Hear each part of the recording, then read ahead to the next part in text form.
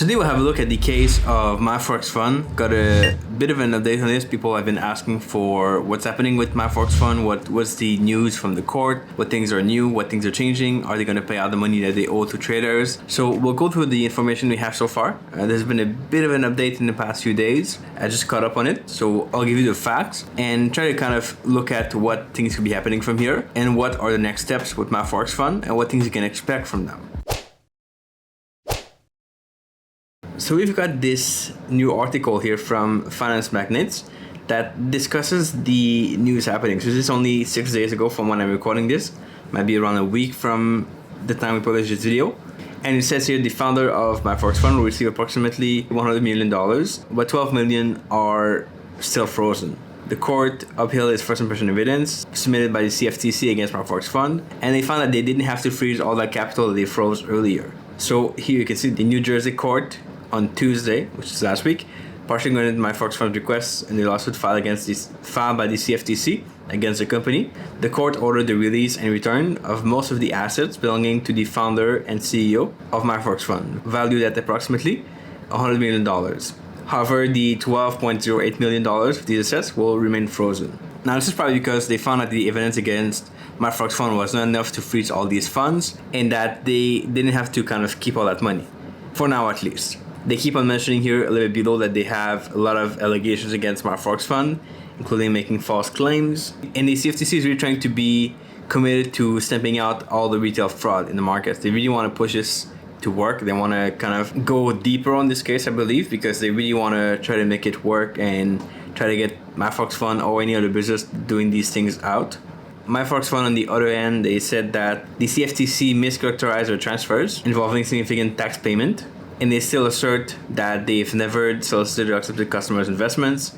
That is something completely legal in their opinion. And we'll have to see how that plays out, because the CFTC here are clear that they have exposed a series of deceptive practices, including terminating customers' accounts under false pretext, misleading commission assessments, and using specialized software to execute customers' order at unfavorable prices, which are pretty big claims. Now, if you go and you have a look at MyForexFund, despite this happening over a week ago, they've not released any kind of statement. So we still have the same notice from September 1 about the fact that they paused everything going on and they couldn't do anything for now because their funds were frozen.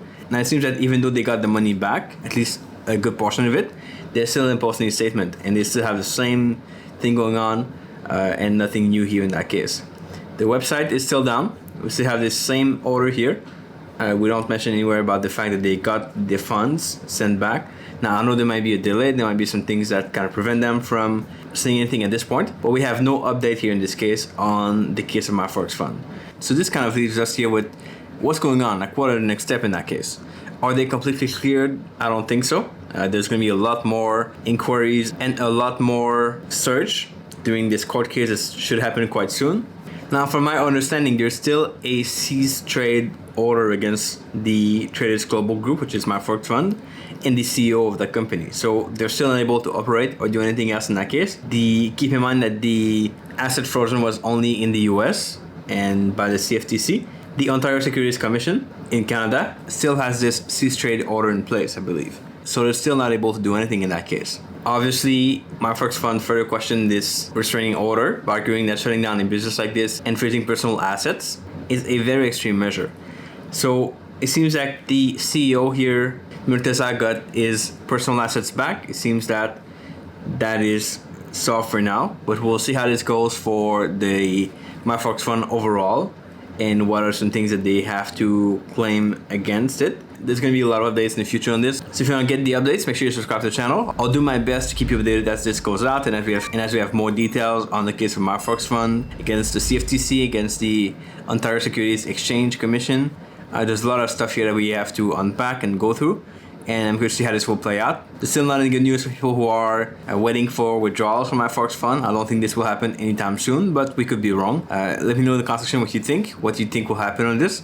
Again, of course, there's going to be a fight back from MyForexFund to get their money back and their funds back. That doesn't mean that they're clear from any allegations, and it's a case that will evolve and change over time. So leave me your thoughts below. I want to know what you think will happen, and I'll catch you back here in the next video pretty soon. Ciao.